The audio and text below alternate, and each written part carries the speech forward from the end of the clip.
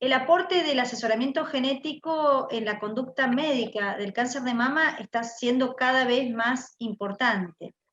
Y los avances desde el siglo pasado a la fecha son una de las herramientas que nos han hecho a modificar nuestro pensamiento al respecto. Entonces, yo lo planteé a este encuentro como una serie de preguntas que tal vez nos hacemos entre amigos, entre colegas, y la idea es podérselas responder. Entonces, la primera es si los avances de la genética molecular han modificado el asesoramiento genético oncológico. Y como ustedes se pueden imaginar, hemos pasado de hacer un asesoramiento genético oncológico teórico, descriptivo, en donde se establecían riesgos en la familia, en esa persona, que nos permitían establecer conductas de seguimiento, a en la actualidad participar en estrategias terapéuticas, en la elección de estrategias terapéuticas puntuales, terapias blanco. Entonces, la modalidad y cada vez hace más atractivo hacer asesoramiento genético oncológico porque no solamente hablamos de riesgos, sino diagnósticos, sino ya podemos modificar la conducta con el paciente y promover la calidad de vida. Y para eso, estos estudios que ya desde hace unos cuantos años están refiriendo cómo la genómica modifica y debe modificar nuestra conducta clínica al hacer asesoramiento genético, está a la orden del día. Este estudio publicado en el Journal of Clinical Oncology, o el estudio de Moffitt sobre el estudio de cascada, y cuando hablamos de cascada es ir a lo largo de las familias detectando posibles portadores de variantes patogénicas, es nuestro métier o nuestro gold standard como genetistas. Debemos establecer quién es portador, y para eso hasta se han realizado modelos, sobre todo el modelo que publicó Offit, que mostró cómo a lo largo del tiempo uno podía aumentar la cantidad de pacientes o individuos con variantes patogénicas si abríamos ese abanico y hacíamos esa cascada de detección a partir de una buena historia clínica y una selección de los pacientes para establecer claramente quiénes eran portadores, que ser portadores de esa variante patogénica le confiere al individuo mayor riesgo a enfermar. Una vez dicho esto, la siguiente es, si encontramos a alguien con un enfermo o con diagnóstico de cáncer de mama y tiene una variante patogénica de los genes más conocidos, que son los BRCA, ¿qué conducta deberíamos tomar? Y bueno, lo primero es, la conducta es teniendo en cuenta el alto riesgo de enfermar a lo largo de la vida, tanto para varones como para mujeres. No olvidar la patología en el varón, sobre todo en estos genes, y el alto riesgo en las mujeres de cáncer de mama ovario, además de otros órganos como estómago y piel, y en el hombre, mama y próstata fundamentalmente. Y en estas estrategias reductoras de riesgo, las pacientes con diagnóstico de cáncer de mama y testeo BRCA positivo, ya está consensuado de hace varios años la recomendación de mastectomía bilateral, ya que hay una reducción de más del 90% o aproximadamente el 90% de incidencia de cáncer de mama, así como el acompañamiento con la salpingoforectomía en las pacientes, siempre buscando el momento más adecuado y teniendo en cuenta el estatus molecular. No es lo mismo tener una mutación en BRCA1 que en BRCA2, y por lo tanto esto es importante a la hora de hacer recomendaciones. En la salpingoforectomía, por ejemplo, han permitido hacer detección de cánceres de ovario precoces, no solamente prevenirlos, sino cáncer de ovarios muy precoces, y que aumenta con la edad, generalmente entre los 40 y 49 años, con mayor frecuencia, y alcanzando casi un 4%. Pero esto es lo único, no. Plantear en una paciente con cáncer de mama la mastectomía contralateral está siendo un desafío para los mastólogos y los cirujanos que tienen que acompañar a la paciente en esta situación. Y ahí viene nuestra colega de la próxima exposición, la licenciada Rodríguez, estableciendo cómo acompañar al médico y a la paciente en esta toma de decisión que debe ser adecuada. Enfatizando que la mastectomía contralateral en estas pacientes no aumenta la supervivencia, pero sí establece una diferencia en cuanto a la posibilidad de un nuevo cáncer de mama, con todo lo que conlleva desde el punto de vista terapéutico. Y así también, cuando se plantea y se acepta una mastectomía bilateral, establecer con los cirujanos todo un proceso de educación sobre las estrategias quirúrgicas que cada vez más están ofreciendo mejores resultados estéticos y que son consensuadas y deben ser consensuadas con los pacientes. Esto acompañado de qué? De otras estrategias que pueden llevar a detectar en el seguimiento alteraciones en las imágenes en aquellas pacientes que no han optado por una cirugía reductora de riesgo radical, en donde la resonancia magnética, así como el uso, siempre resonancia magnética, está la doctora Croco, con contraste como la mamografía con tomosíntesis, son estrategias que han mejorado enormemente el seguimiento de estos pacientes. Y por supuesto, saber el estatus molecular me permite establecer o predecir que estas pacientes van a responder mejor a tratamientos sistémicos basados en platino o plantear terapias target. Y en eso lo molecular cambió la historia y está cambiando la historia de los tratamientos, ya que el surgimiento de la letalidad sintética a partir de distintos ensayos están mostrando un mejor resultado y un tratamiento que en este momento en los cánceres de mama avanzados metastásicos está siendo utilizado e indicado. No quiero pasar de largo, para los que no están tan en este tema, la letalidad sintética es teóricamente que se basa en algo que es maravilloso, que es conocer cómo se repara el ADN, mostrando que si un individuo tiene una falla en la reparación, como les estoy señalando, de la doble cadena, que es un gran error, si le bloqueamos las medidas o los mecanismos adicionales o alternativos de reparación, llevan automáticamente a la célula a la muerte. Entonces, a eso se llama letalidad sintética, a un error que las células tienen y con las que el individuo nace, se le agrega un bloqueo adicional de la posibilidad de reparar ese ADN. Esto está mostrado en distintos ensayos que han ido progresando y han ido combinando distintas estrategias terapéuticas, hasta llegar en el 2020 al ensayo del Brocade con la incorporación o la combinación de inhibidores de PARP, que son este tipo de terapia, los inhibidores de este mecanismo reparador, junto con la quimioterapia convencional, que ha mejorado y hace más eficiente el resultado de estos tratamientos en pacientes con cáncer de mama con mutaciones en los genes BRCA que implican reparación de la doble cadena. Entonces, vimos recién qué hacemos o qué podemos hacer o cómo lo molecular nos está modificando o nos incorpora información para establecer estrategias terapéuticas y de seguimiento en las pacientes con diagnóstico de cáncer de mama y mutaciones BRCA. Pero también es importante identificar pacientes que no tienen la patología, que es lo que se está viendo ahora después de 10 años de realizar estudios moleculares. Cada vez más tenemos pacientes sanas, sin desarrollo todavía de la enfermedad, y en donde se ha visto que el seguimiento y la propuesta de medidas reductoras de riesgo mejora la calidad de vida de estas pacientes. Pensando, por ejemplo, que la mastectomía tiene un momento ideal para realizarla en cuanto a años de calidad de vidas ganados, que es alrededor de los 25 años. Como, por ejemplo, plantear la salpingoforectomía, en donde se ha visto una reducción de la mortalidad, o estrategias más discutidas como la quimioprevención, fundamentalmente planteadas para portadoras en BRCA2, que son las que habitualmente tienen receptores hormonales positivos.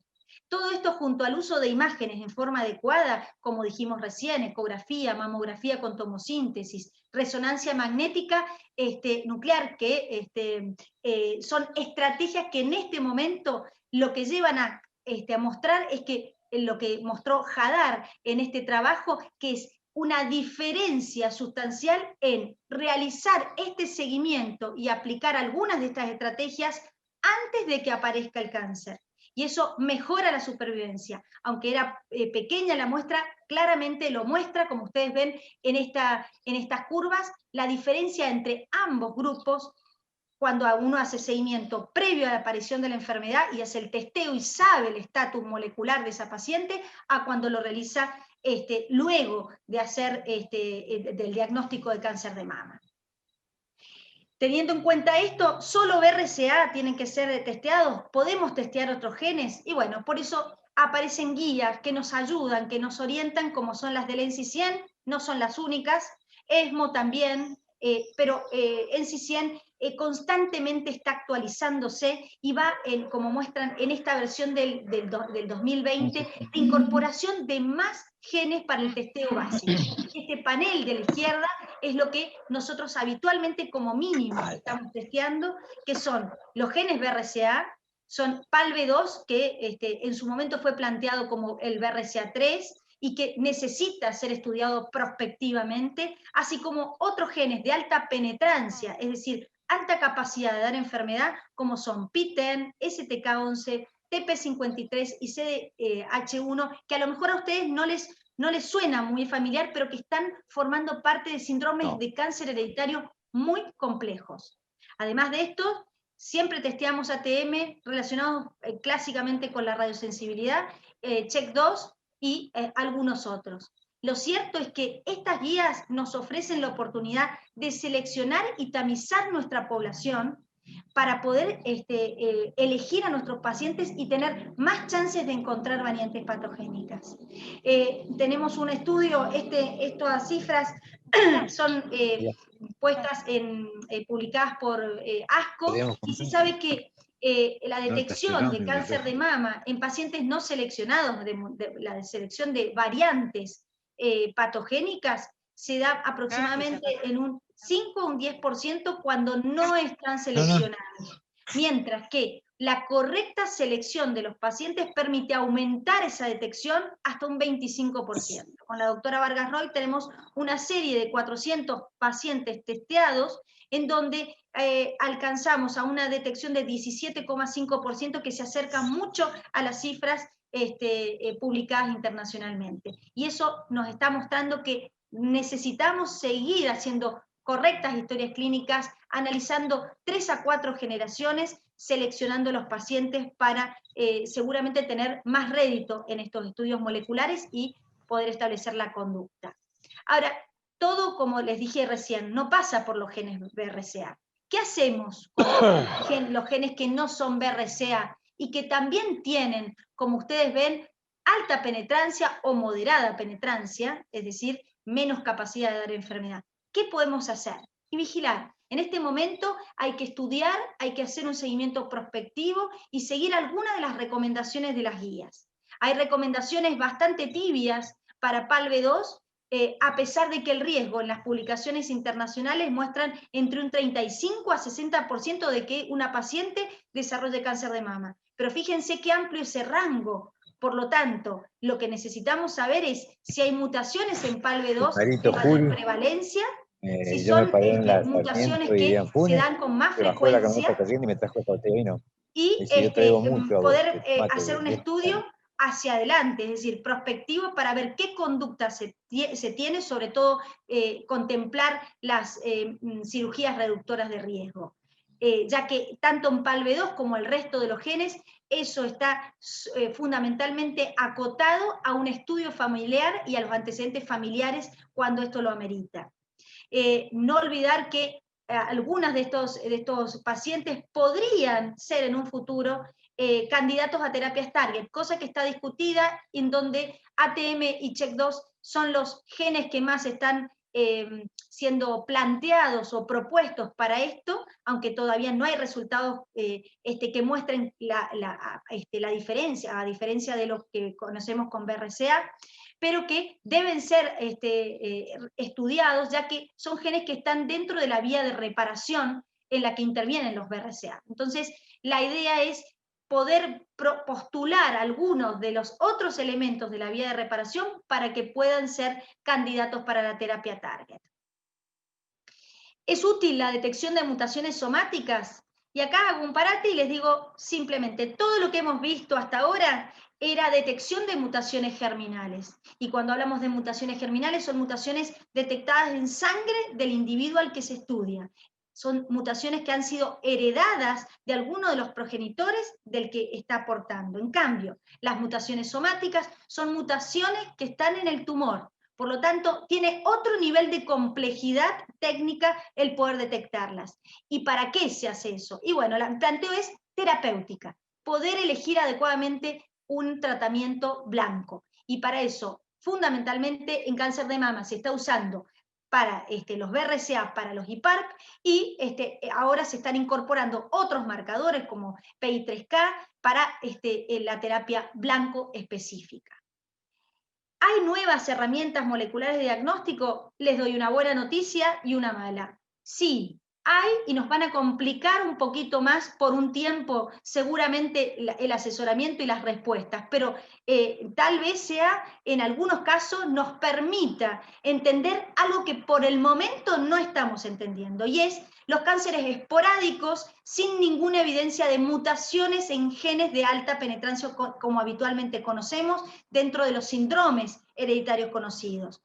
Ya este trabajo en 2017 muestra variantes de genes asociados a la modificación de la expresión del genoma, y eso es lo que llamamos epigenética. Y la epigenética es la que nos permite silenciar o expresar en nuestro genoma y modificar algunos de estos genes que necesitamos, que estén activos o que estén totalmente metilados o silenciados.